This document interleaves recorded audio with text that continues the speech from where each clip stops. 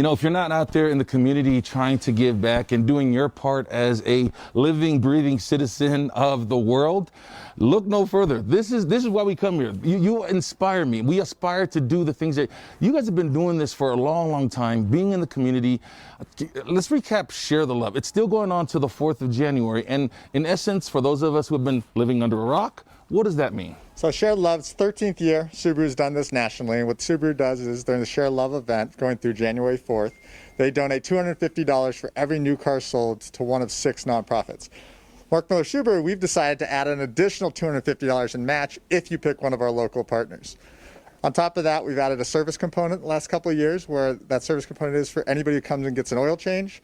We donate $5 for every oil change done at either one of our stores during that time. You've really put it down. It's come to a science. If you're going to do that anyway, but you're going to get your car serviced, why not bring it here so that you get a twofer? You're getting good service and now you're giving back. Yeah, and giving back during the holiday season, make you feel good and help these incredible charities that sorely needed, especially during the pandemic. Yeah, you always bring a guest with you. Who's our organization we're going to be talking to today? So I have Katie here from Wasatch Community Gardens. We're very excited to have them as one of our partners this year. Just what they do with the community with open space and being able to have the gardens and education for the public about how to properly grow food, cook food, eat food, things like that. Well, I'm going to pivot on this way, Jeff. Let her describe it a lot better. Thank you so much. Yeah. Hello, thank you for being here. Tell me about your organization. Thank you. So I'm from Wasatch Community Gardens, and Wasatch Community Gardens empowers people to grow and eat local, healthy, organic food.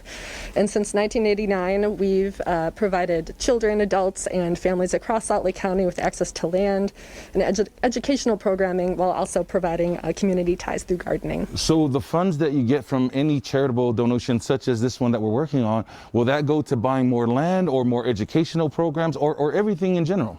Everything in general, yeah. It'll support all of our programs from education to on-farm job training to community gardening supplies. The sky's the limit. I've learned a lot when we do these things, especially with Jeff and the Subaru family. When people see this, they also want to jump in. If I miss this promotion, how else can I help you just as a regular citizen Joe? Sure. So you can certainly go to www.wasatchgardens.org. We have information about all of our programs, our 4 core programs there, as well as various ways to give. And all of our programs ultimately benefit people, planet, and the community. What's your website for more info? www.wasatchgardens.org. All right, Jeff, do you have anything else to add, or do you want to add on that way? No, wait, we know this. Sorry, safety. Got me. Safety. Yeah, safety. I got you. See, I'm looking out for you. Clean mic. Yeah. So, no, just best event we have every year. Just make sure you come in, look at some new Subarus, get your car's oil changed, and help the community. All right, really appreciate it. We'll put the link on the website to make it super easy. All you have to do is go to fox13now.com. Don't forget to click on the place. Let's share the love. So anyways, welcome everybody and to the AutoHub show on a lovely March 15th. Some parts of the world have spring starting soon. Some parts of the world, like we're in Halifax and Calgary, probably not. No, we were 18 degrees yesterday and our snow is gone. Like it's gorgeous here. Yeah, you'll pay. That's right. You're going to get one of those end of March snowstorms. July, August is going to be snowy. Yeah. How's the weather where you are, Stephen? It got cool this morning. It's like 65. Oh, that's too bad. Yeah, it's going to be in the 70s. Yeah, I'm not sure if you saw, but last month we had Snowmageddon, as everybody called it here, and it was funny. I have customers all over the country, and that started like on a Friday. It was bad through like Thursday of the following week. That next Monday, I'm talking to people, and they're like, "Oh, how are you doing?" And I said, "Well, I had to turn on my air conditioner last night because it literally was." I was literally frozen in my house on a Tuesday, and that following Sunday, it was so warm here in Texas, I had to turn the air conditioner on. Yeah. So. Well, you know what's funny though, in Calgary, it's notorious for having what they call a Chinook.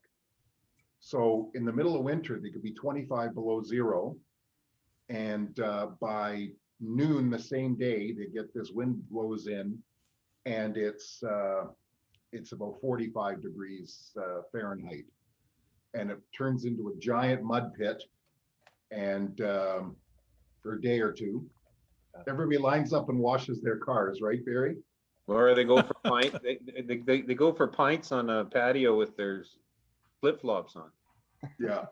And then 2 days later, boom, turns cold again. Yeah. They get interesting weather there. So, folks, we're gonna just might as well get started a little bit till Ian joins in and figures out his technical difficulties. And so today's the topic of the show today is the good about the car business. And I wanted to thank Stephen for the suggestion. We had a show and he was guesting on it, and he said, why don't we talk about the good? We're always talking about the bad. And so I really appreciate that. But as Ian said, we're looking for videos for this, and it was really tough to find videos about the good about the car business. Right, Ian? Absolutely. Technical difficulties right in the middle there. Anyway, I took a look online. There was a lot of videos about what's bad about the car business. So many that I was kind of surprised, actually, just so many.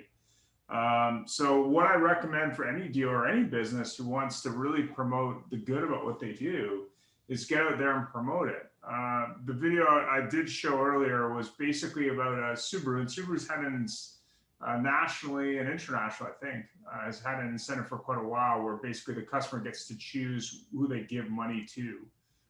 So that dealer has been doing it for quite a while. But the key difference for me with that dealer, which was kind of interesting, was not only were they matching it, they were also doing things with service, which was kind of interesting. So when people came into service, they were saying, hey, we'll give $5 from an oil change to whatever charity. So they were really stretching it as much as they could. Plus, they were using it to promote local partners. I think it was a Washington State dealer, because Washington State, if people don't know, is the number one, Oregon and Washington, the number one Subaru markets in North America, I believe. But very interesting. But what I did find was there was a number of pages about charity and dealerships, and here's a few of them. Can you see what I'm looking at, Jeff? Mm-hmm. Yeah. So Canadian dealer, that's one, talking about how they're champions of charity. Obviously doesn't get a lot of play. Subaru, that's the Share the Love campaign. Toyota has one. Honda has one. A number of other manufacturers, even General Motors and others do. But you don't hear too much about them in terms of that they don't promote them. So that's seems to be what I saw was kind of interesting, was just the lack of promotion. So if you're not out there promoting it, you need to be, just because I think it's a really good way to do that. So, and it's pretty odd, actually. Anyway, so those are a few. Obviously, there's a bunch out there. Open Road, one of the larger groups out here, and Dilawri has a foundation. Not saying it's good or it's bad, but there's definitely an opportunity to put out videos, as Pamela does, obviously for Centez, but more importantly, to do a lot of this, because there's obviously a lot being done. There just isn't a lot of promotion. And it would be great if you did a search on Google and you said the good about the car business, there was at least a couple videos that came up and ranked, because there just isn't. And that really surprised me. Like it was probably the most difficult topic to find good examples. And I was a little bit surprised by that. So. Well, maybe it goes back to the fact that good news doesn't sell. Yeah. A couple books. These were Jeff's pick. So Bob Lutz, Car Guys versus Bean Counters, and then the 30,000-pound gorilla in the room. There's definitely also room for a book on this topic. I think if you looked at the cumulative benefit of local car dealers to their local community over time, it would be a massive number. I mean, constantly giving back. Dealers tend to also be groups that really do this consistently. So they do it during the holidays. They did it during the pandemic. They do it when times are good, times are bad. They do it consistently, and I think it would really change the channel on the car business. Yeah, Ian, I don't know about anybody else, but we have go ahead, Jeff. Stuff on the screen. Does everybody else, or do they have what we're supposed to be talking about? No, I've got the AutoHub show The Good About the Car Biz, March 15th. The call flow, Ian.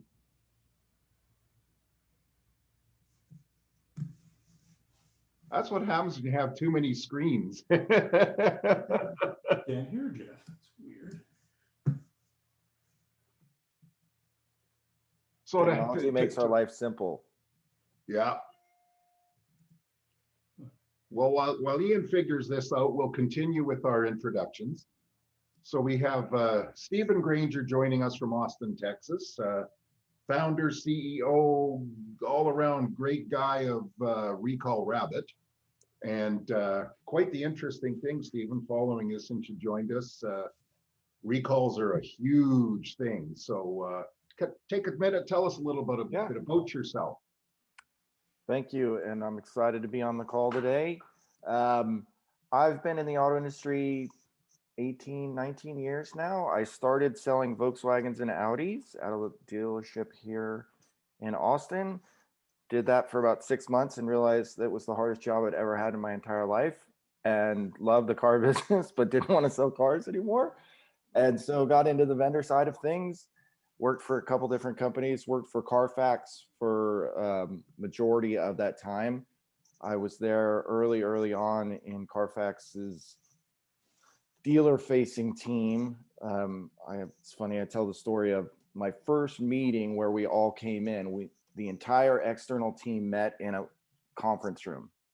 By the time I left, we had to rent an entire hotel for the 200 people that had joined the team. So it was interesting going through that growth.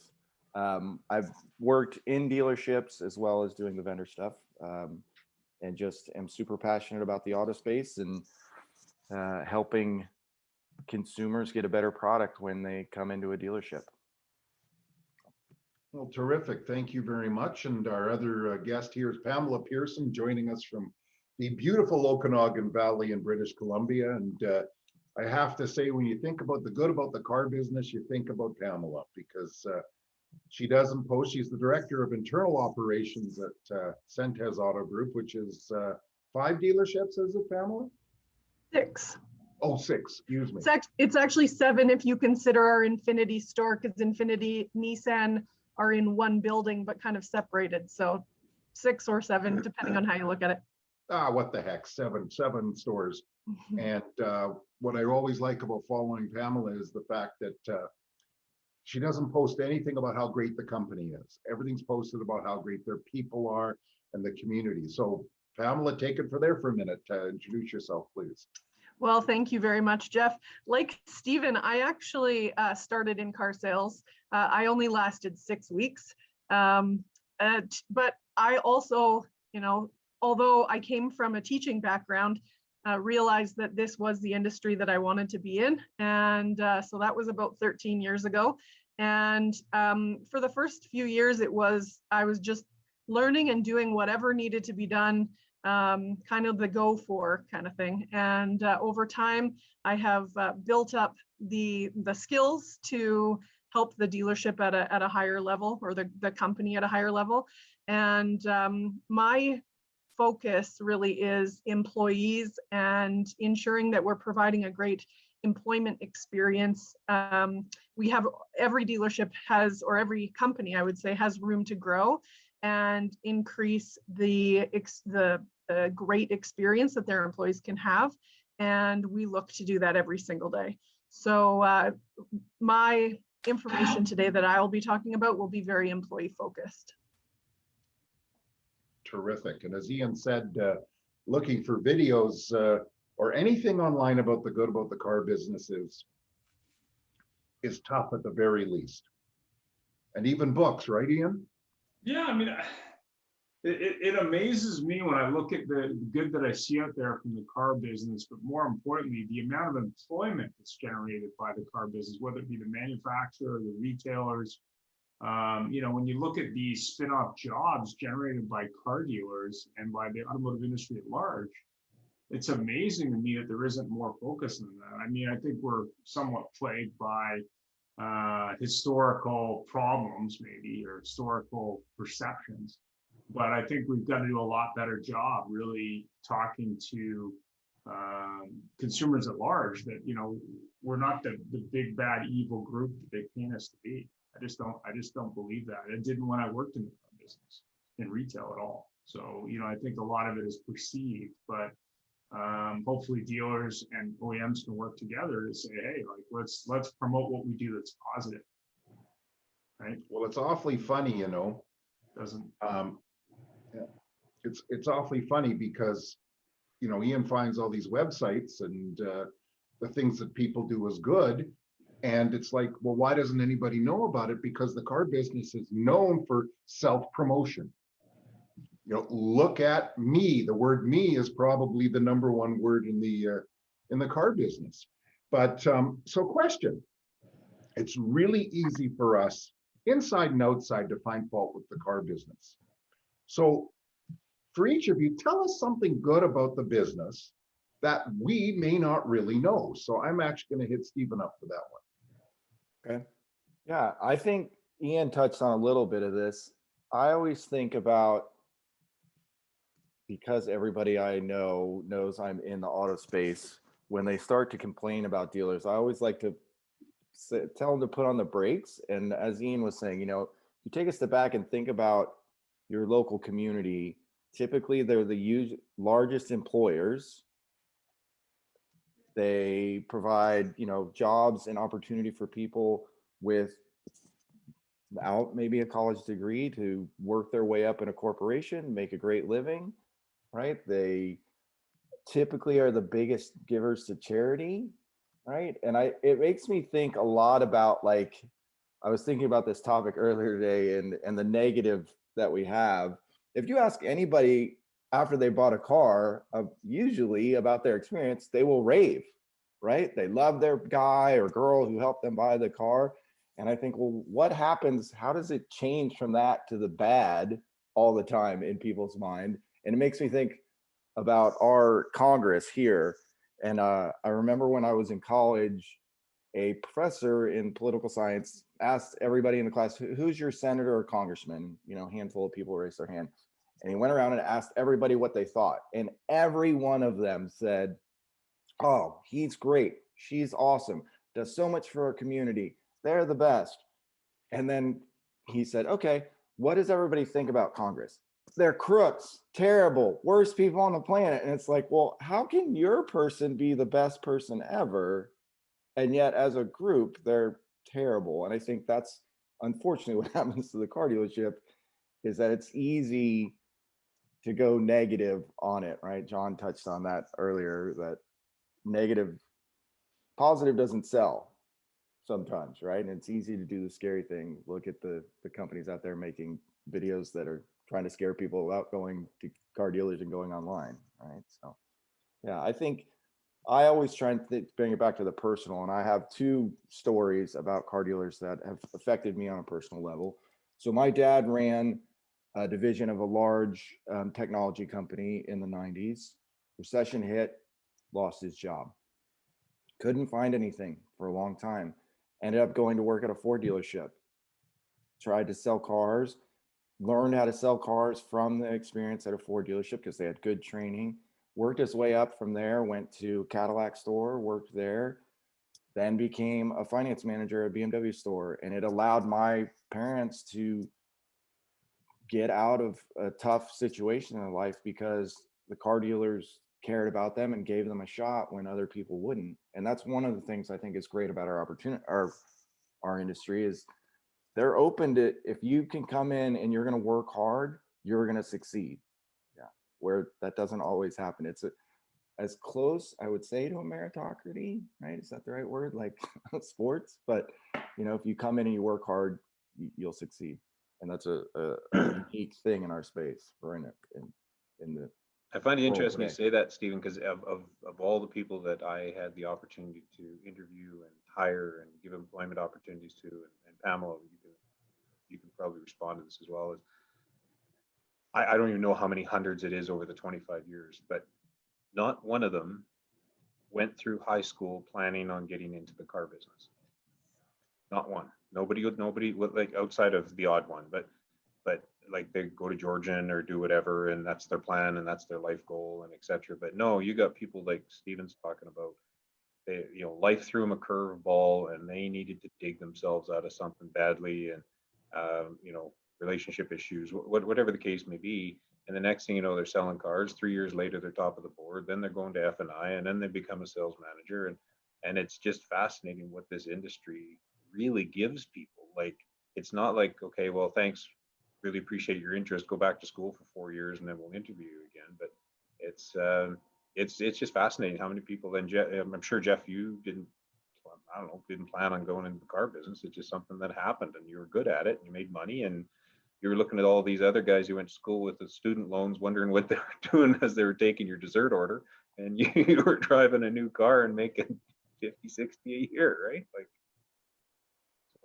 yeah, I was that young kid driving around in in those days, I hate to say it, we called them heavies, and the fancy cars, and all these girls said, "Ooh, you bet that's the boy for you, right?" Ah!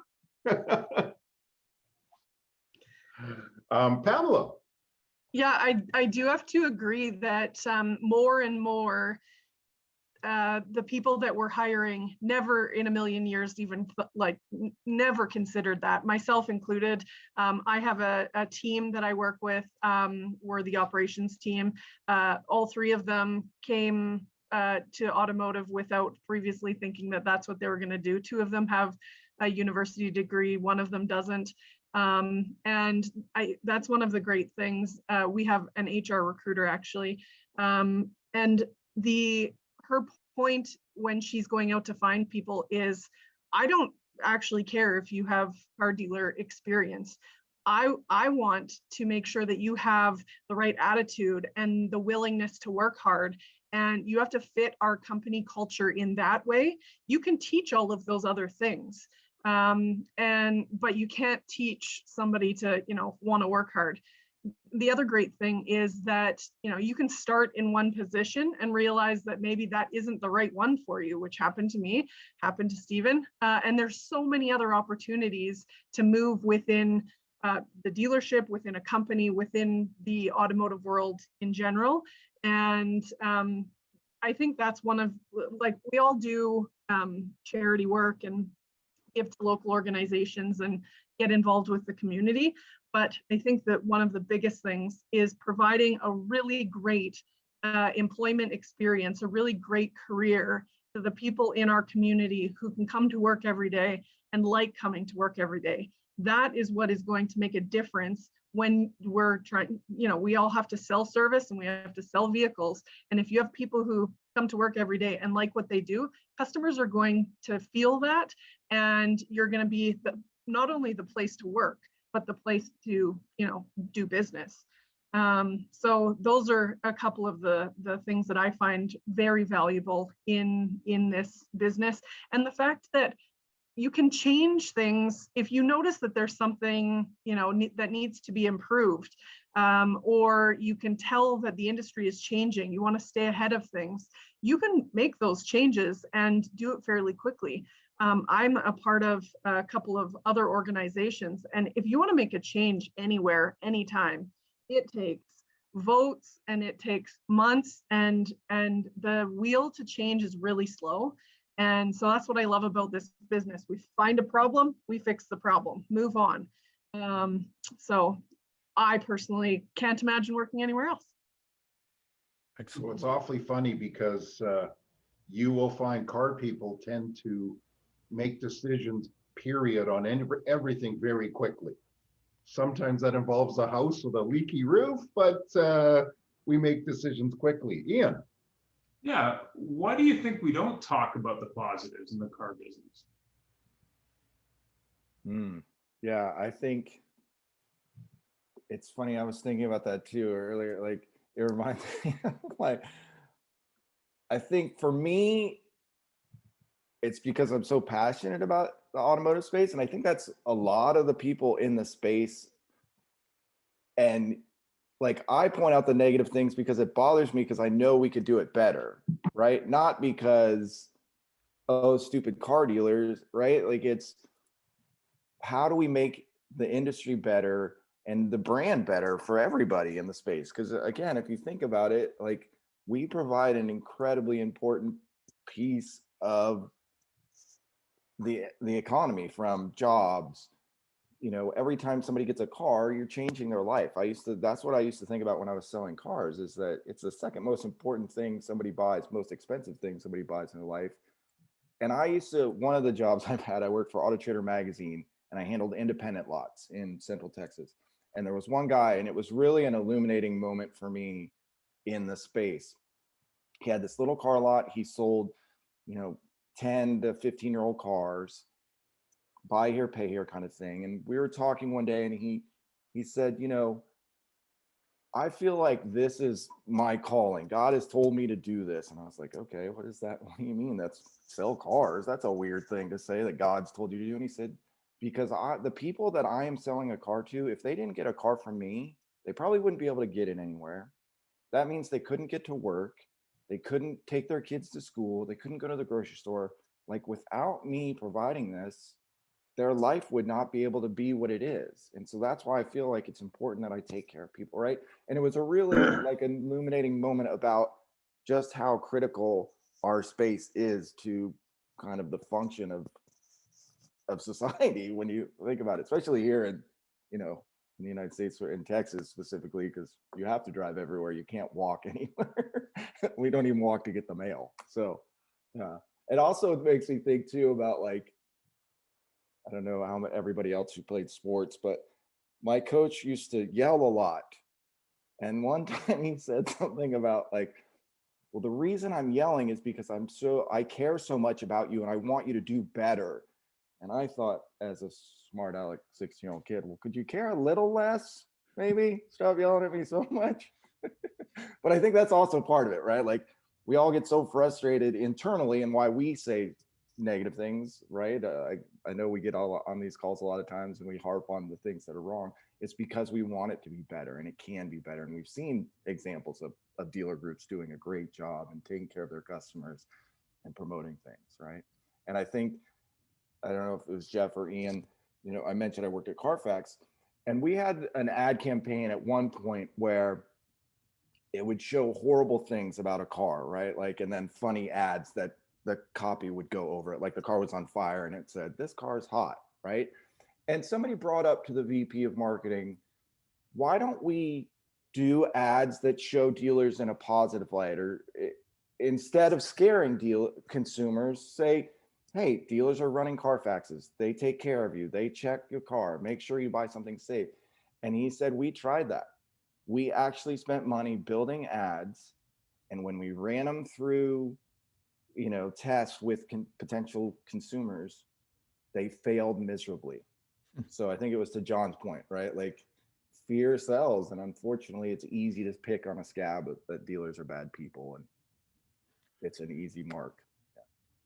One of the things that I've seen, I've witnessed, and I've taken part of over the years is that dealers sometimes help out their employees or prospective employees, and they certainly don't talk about it because of the fear of people will think that they're bragging about the good things they've done.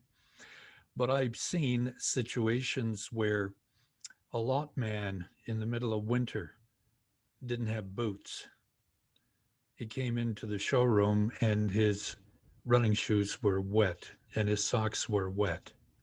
The sales manager happened to have a pair of boots and dry socks and gave it to him as a gift. Hiring people to come into the business showed great potential, but guess what? They didn't own the proper clothes to get on the sales floor. What do you think happened? I know situations where the sales manager took someone to Moore's and spent $1,200 20 years ago out of his own pocket to dress this individual so he can have a job. And I've seen dealer principals do the same thing. I've seen dealer principals give down payments to people so they could buy their first house. And these are things you never hear about.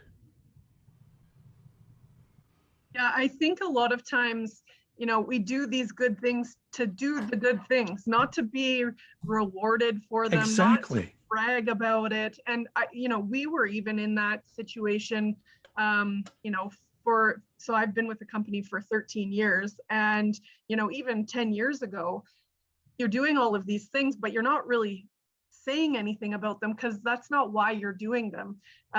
Even Adam Rich is our dealer principal COO of the company. We donated $10,000 a year for 9 years.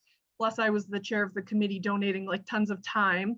And because he was the person who was kind of the leader, he was allowed to get up and give a bit of like self-promotion to the group of people for this $10,000. And he refused to do it every single time because he's not doing it to get a pat on the back or anything like that. He's just doing it because that's the right thing to do.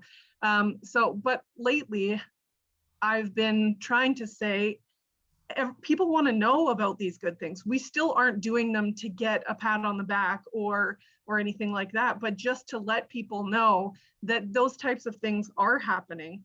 And there is so much negativity out there, I think, because there are some bad apples out there and they make a bad name for automotive. And I think it's all of our jobs to do everything we can for those bad apples to be now the exception, not the rule. And hopefully we can build some momentum with this positivity. That's why I'm like all over Facebook and LinkedIn and all that type of thing, to try to build momentum, to see other dealers do the same things, and really try to break that stigma so that people go into a dealership expecting good, not going into a dealership expecting a negative experience. Yeah, well, it's very true, because that, I was thinking that earlier, that some bad apples, that saying spoils the whole bunch. And even internally, there's a lot of people that say some really good things. There's a lot of good dealers, a lot of good dealer principals. And it's a case of there's the few bad ones, and the few bad ones can sit there and spread poison like nothing. And people love to talk about the bad ones. How do we change our opinions about ourselves? One of the things that we've really focused on in the last few years is making sure, again, that our employees are happy and satisfied. I say it all the time. We don't provide the perfect work experience for every single employee, because everybody has a different experience, but we do everything that we can to make it as good as possible, and that we are continuously looking for ways to improve and get feedback from them so that they feel like their voice matters. And so that word of mouth gets out there, not only as a good place to work, but because they enjoy their job, they now, are that much better with the customers. So what we've been focusing on is trying to get Google reviews that not only are good, there's lots of reasons why Google reviews are great, but we share those Google reviews with all 300 team members. So if one person gets a great Google review, it doesn't, they don't just get the pat on the back. We share it with the entire team. We create a newsletter every single month that says, tell me something good. And we put all of the good Google reviews in there so that again, it creates this momentum, and people feel like, well, I want my name on that. I want to be able to see that. So helping that within the dealership, as well as with consumers reading the Google reviews from outside. And we used to be hugely into events, which isn't really a thing anymore, but doing like barbecues and Christmas parties, and renting the water slides for a night for people to bring their families, golf tournaments and all sorts of things, and being able to post those photos on our newsletter as well as social media, but to really celebrate the good stuff within the company. And one of the things that I'm working on right now is a peer-to-peer recognition program where, I can show people out all day long, which I do, but it's really important for employees to appreciate each other and shout each other out or, you know, having a unique skill set, or going above and beyond, or, you know, whatever the case may be. We have an area near the dealership that is that has some transient people, and one employee came up to another employee and said, "Hey, these people are around your vehicle. I'm going to walk out with you to make sure that you're safe." Like, to have employees looking out for each other like that, and to shout that out to our 300 staff, really doing everything we can to celebrate the good stuff. And I think that creates momentum, and I think that's how we need to start. Well, there's actually a great, thanks for that, panel. There's actually a radio station out of, I think, Washington State called 92.9, I think is the radio station. And they have a segment they call The Upside, which they do, I think, every day. I'm not sure. But it's kind of interesting. But the other thing that you might use as an example is Nordstrom's, the retailer. They celebrate people that go above and beyond. They have, I think, an award for that, which I thought was really interesting. But, you know, realistically, it's about looking for ways to maybe not self-promote, but to promote the actual activity. And it totally is a cultural thing. The other thing to when you asked the question, Jeff, I thought of right away was as the industry goes through a bit of a transition, if you will, losing some of the derogatory language in the sales department, particularly, you know, roaches and Gumbies and Gumbies. I knew I'd take you back there. You know, 5-pounders, just all the stuff that is behind the scenes. Until that goes away, it's never going to be a real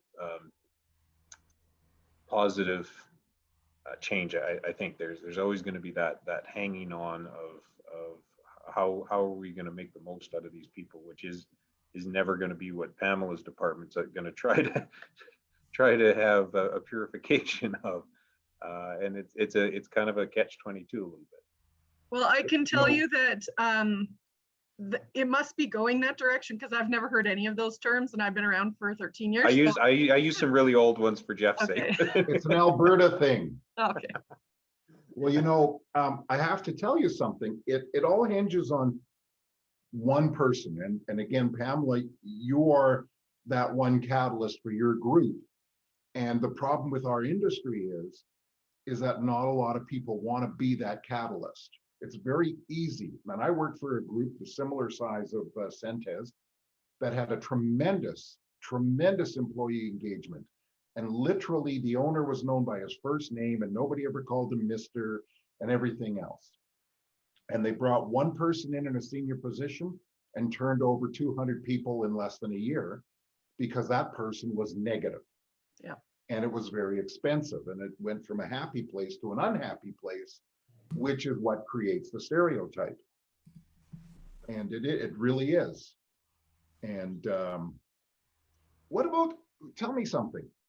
What else is there good other than giving money or you know, or raising money? What else is good about the car dealers? What car dealers? One thing that we've done, and sometimes there's like donation involved or sponsorship, but is really getting involved with the youth and all different aspects. So for example, we have gone into high schools to talk to them about why automotive might be something that they would have never thought of before, but maybe a career path that they would like to get started on. So working with high schools. We've also gone in and worked with UBCO here and Okanagan College. There's a Women in Trades program that we are involved with, have been for the past few years, where we actually bring them into the dealerships to you know, give them a tour and show them what it's like. So really trying to give back at the kind of like high school and college level people in our community, so that we can continue to provide really great employment experiences for those people in our community. The other thing, just real quickly on a purely fiscal side of things, like when Costco rolls into town, they've already negotiated with the local government about what their taxes are going to look like for the next 10 years or whatever the case may be. But dealers don't, dealer groups don't. Like, you think of what your business taxes are, your land taxes, like you think of what that building generates for the local municipalities. And just thinking of the Centus, and I don't know you guys well. I was in your dealer 20 group with Mercedes, with Rich, and you guys do an amazing job. But think about what you guys contribute to the Kelowna community as far as hard cash to do something with.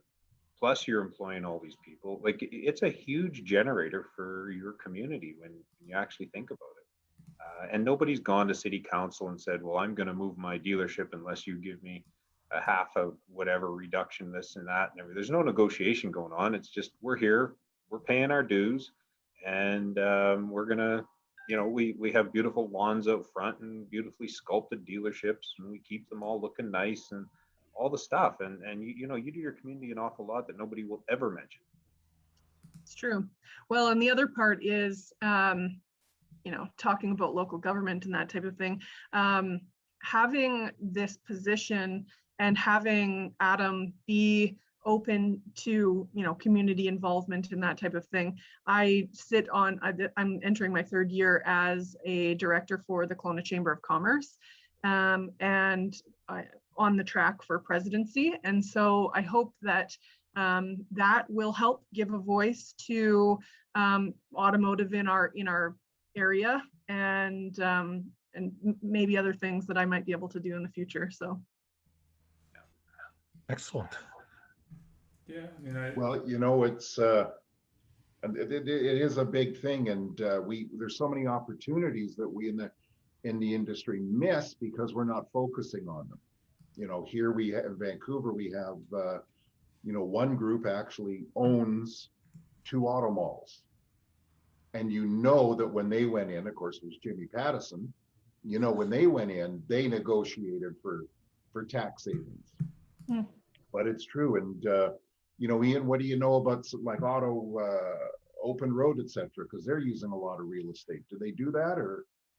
Well, Open Road is interesting, and they're interesting because of the historic story of the group, but also the fact that they're going national. And I think as we see more and more groups eat up more and more individual dealers, I think it's going to be interesting to see how that changes things. But I think that the biggest thing that Pamela has said, and I agree with that 100%, is you've got to get your employees engaged in promoting what they do, but more importantly, promoting the group that they work for and giving back and saying, listen, telling their personal stories, like, hey, I was looking for something to do, Centes helped me out, or whatever the group's name is, and this is what they do for the community. I think the answer isn't larger and larger groups that negotiate with the government. The answer is supporting those local businesses. I mean, I noticed this lately with Uber. They're trying to, I guess, justify their margin by saying they support local business. But I think the local businesses got to do a better job in promoting themselves and what they do. Because if they don't do it, someone else will. And, I think that's part of the story. But when you look at Open Road, I mean, they have an auto mall in Langley that's pretty much all their properties. They own a large percentage of the Richmond Auto Mall. Obviously Christian is a very well-funded individual, but that's also true with some of the bigger players nationally in Canada and the U.S. as well. So it's a question of, you need to promote what you do, but more importantly, you need to promote what you do that's good in the community, because I never understood why people don't buy local. Automotive dealers are a great example of buying local. You're buying from a local small business owner, whether they have 1 store or 20 stores, who supports local business, right? They support that person who sells dash kits. They support that person who cleans cars. They support that, local or national chemical company. They support, a local community college with jobs. They support, for trainers and everybody else who trains people in the industry. They support transportation companies. I mean, there's a massive list And I think that we take too much abuse in the media in general, even though I think we're one of the biggest spenders in media, which I think is an area where car dealers need to pay more attention, is go to the local news. I know every year there's a show on how bad used car lots are, but I think a lot of it is, okay, well, why are we supporting these companies that beat us up, right? It's funny, Ian, that you mentioned that.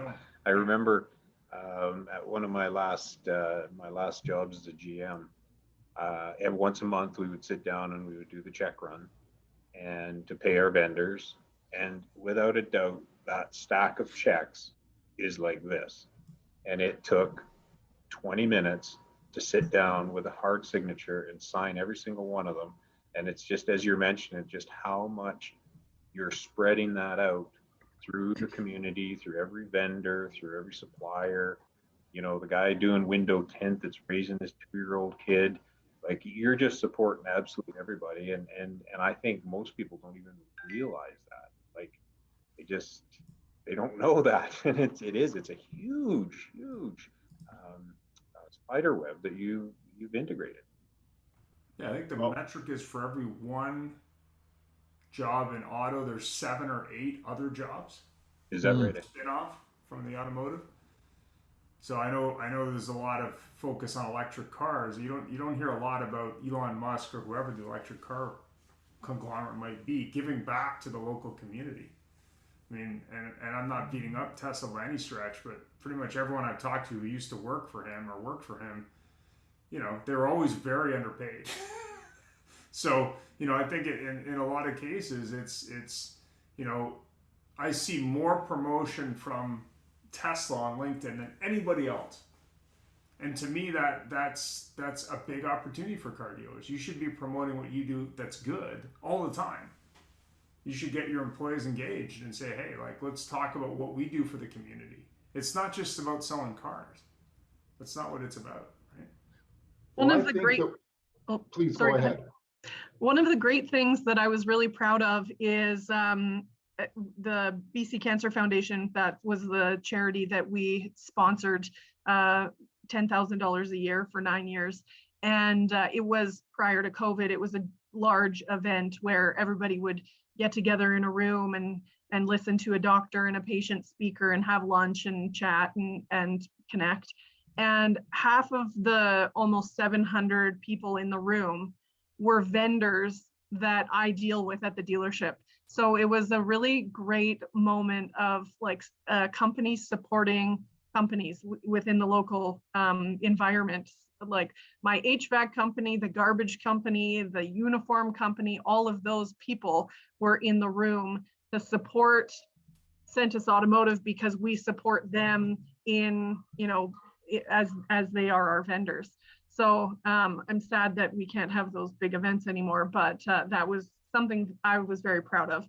And one of the other things that we do for our employees, and I've put it out there a few times on LinkedIn, is we have a corporate rates program. And so we go out and contact local companies who may be interested in, giving like a 10% discount or something to our Centus staff and their families in exchange for being on our corporate rates program, being shouted out in our newsletter and that type of thing, so that we aren't just talking about supporting local, we are actually supporting local and encouraging our employees to do the same thing.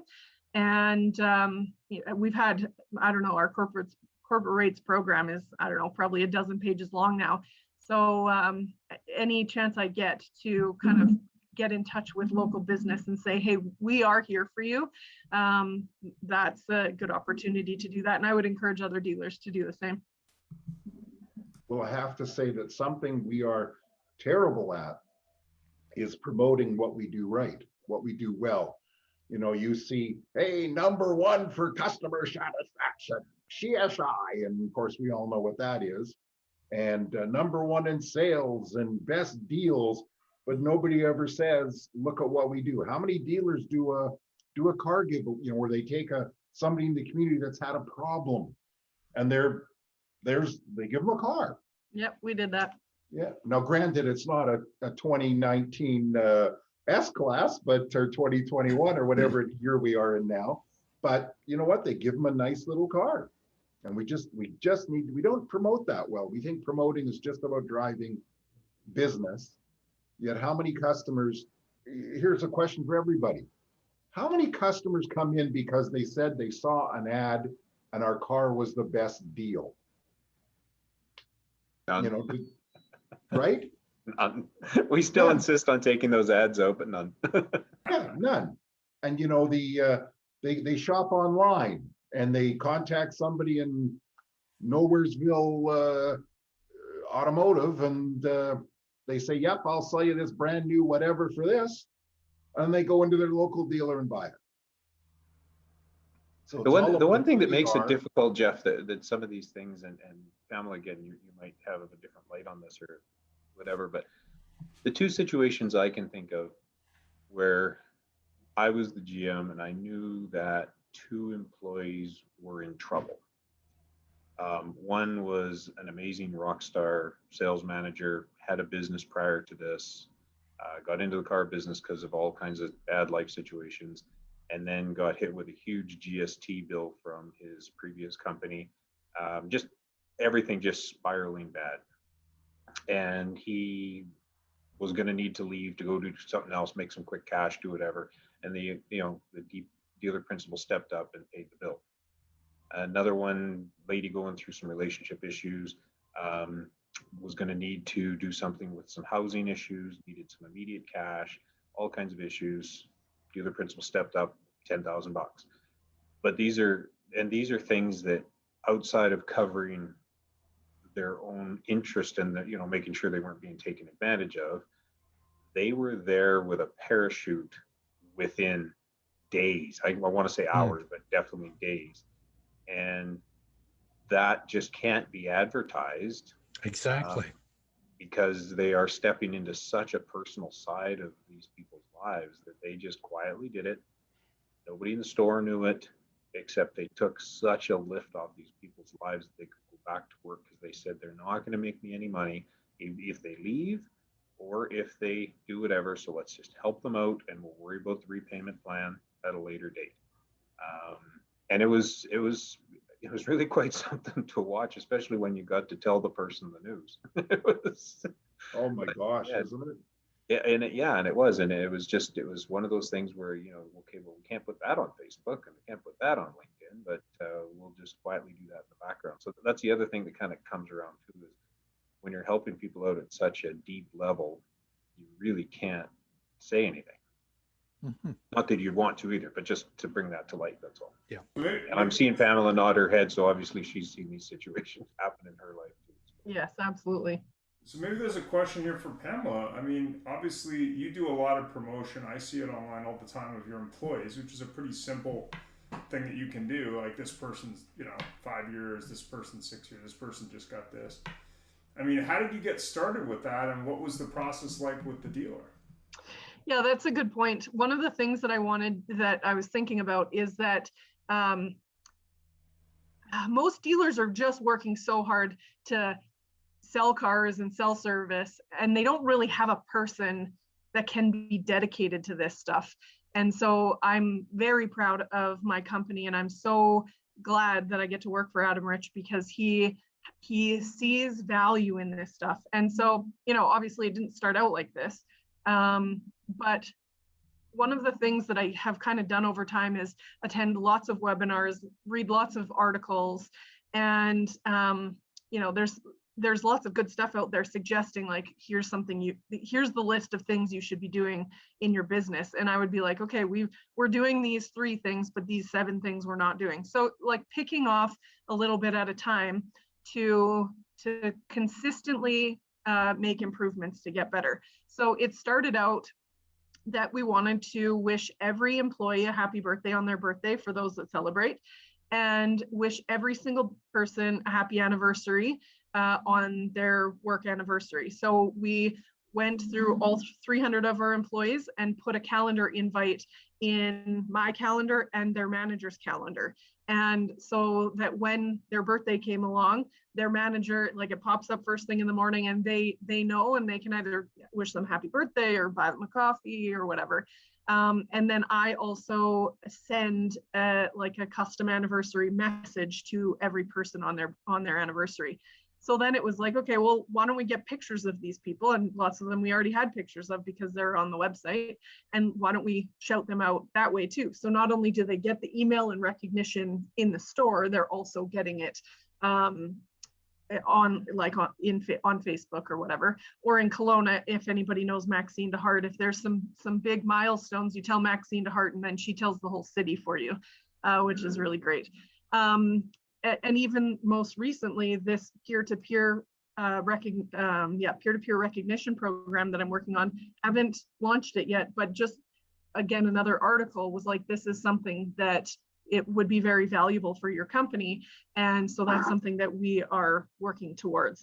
And having Adam be the kind of guy who is open to letting us have the freedom to create these ideas and try to implement them in an effort to make it a better employment experience for our people it really comes from the top down. If he wasn't willing to allow me the time to work on this stuff, it would never happen. So you got to have the buy-in from the top, and then you got to have somebody who's passionate about making things better.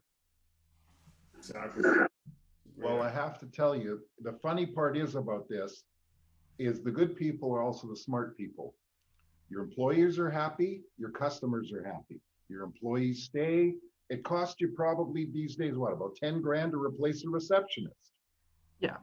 And as you just said, Barry, they gave 10,000 to a staff member who's going through trouble, or that rock star sales manager, that would have cost them 100 grand if that person would have left. Yeah. Yeah. And everybody's happy and says good things. Yeah. It was, and trust me, after that support was there, they were even more of a Bible thumper, if you will. I don't know what the right word there is, but they were a huge supporter of that company. Yeah, the loyalty that would come along with that, it would be second to none. Exactly. We actually track our length of service, our tenure, and like every month we track it, and then we look at it at the end of the year. And it is really exciting to see that our turnover rate, our percentage, it has gradually been decreasing over the past several years, where we've been putting a major focus on this. And to read what some of the like typical automotive stats are, and to be way under what the average is something to be really proud of. But if you don't track it, you don't know you don't know how much of a problem it is. And then to be able to really celebrate when things are going well, that you're doing something right. You got to keep with the momentum. So. And the other win on that person.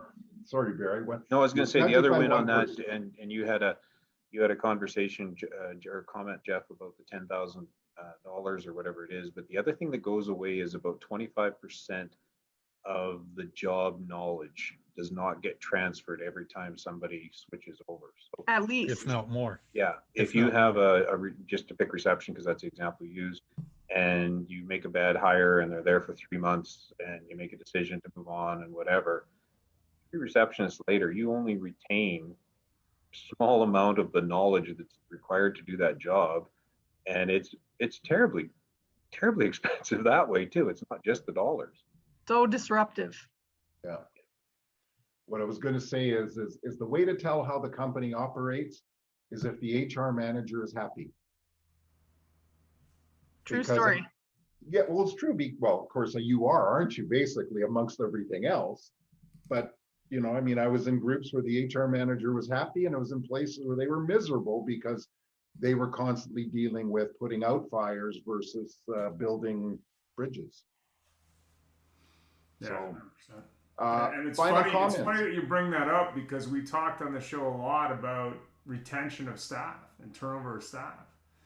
And okay, part of it's training, part of it's onboarding, part of it's hiring right.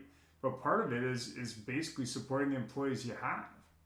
Exactly. If you're not doing that, like, why are they hanging around? I mean, we had the show last week, Young Guns versus Old Dogs, and the thing that was the most interesting in the show, and I think it was a comment by Marco, he was saying the reason I left was they wouldn't give him a Miata demo in the summer.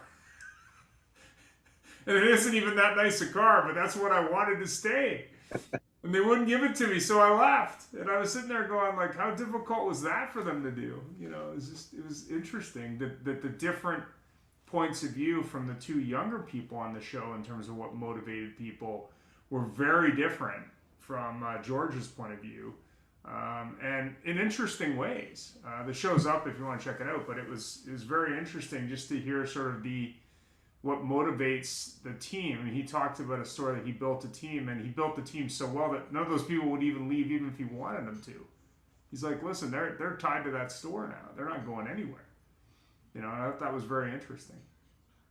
And you know, it's nice when people pull into a dealership a year after they bought the car, 2 years, 3 years, 6 months, and the same, you know, the salesperson's there, the service person's still there. That says a lot about the whole thing. So it's very true. Yeah, I mean, the last time I was in retail, I was there for almost 10 years, same location. Yeah. So, you know, and it's a testament to that location. That they wanted to keep their staff, and I go there today, and yeah, they have some new faces, but the core group of 6 to 8 people have been there for a long time. Right? That's how you tell a good dealership. Yeah. And it's no different than a restaurant, right? Like if you frequent a restaurant and you go in and every time there's your server and all that stuff, and they look after you, and the owner walks by and says, good to see you again, thanks for coming back again, or whatever the case may be, it's the exact same feeling we all get. It feels good. That's why you go. It feels normal. It feels comfortable, and it's, you know, it's a wonder that that this needs to be a topic, because it's not that difficult. That's right, for sure. But so anyway, it was a good conversation. We've reached the end of our hour. Thanks everybody for joining us. It was a very odd day today, because I got a feeling in about 9 minutes I'm going to have about 70 people sitting there joining us because they forgot it's daylight savings and everything else. But we appreciate you guys joining us. Pamela taking the time. It's terrific. And Ian, take it from there, please. Yeah, thanks very much. Sorry for the technical difficulties, but I think it's an important show topic. Thanks very much, Pam, and everybody else for adding in, and of course, Mr. Granger. Sorry I had to drop off there. I think really what it comes down to is coming up with a plan and executing on that plan and measuring. I think a lot of people, they'll do a plan, but they don't measure the results. And I think that's, you know, it's easy to turn to the negative because that's what we see on the news every day, and that's what seems to sell. But the reality is the positive is very good. I mean, if you check out that radio show, I think you can. It's 92.9. They have an episode. It's called The Upside. They do it, I think, every day, and it's sponsored by a local business who does the advertising for it or whatever. Subaru dealer? No, they're a radio station. No, sponsored by a local business. Yeah, it's sponsored by, like, I think a pawn store or something. I don't know who sponsors it, but it's called The Upside. And what they do is they talk about it every day, some things that are positive in the community. And I like the philosophy behind it. I think it's very, very good. And maybe that's what we need to do as a dealership group, is say, let's talk about the upside of the car business, you know? And maybe it's not all the self-promotion. It's like, listen, just in case you weren't aware, this is what we do in the community. This is what our employees do. Talk more about the employees, you know, that kind of thing. One final thought, a piece of advice to any dealers out there who, you know, want to get started doing this more is, first of all, ask for help. And second of all, take one baby step. Do one thing at a time. Like, don't try to do everything at once because it's overwhelming and you kind of set yourself up to fail. Just pick one thing, do it, and then move on to the next. For darn Makes sense. Perfect. Have a great week. Thanks for having me. Thank you, everybody. Thanks, John, for being there. Pamela, much appreciated. And we'll talk to you guys soon. Sounds Take great. care. Bye for now. So long. Bye-bye.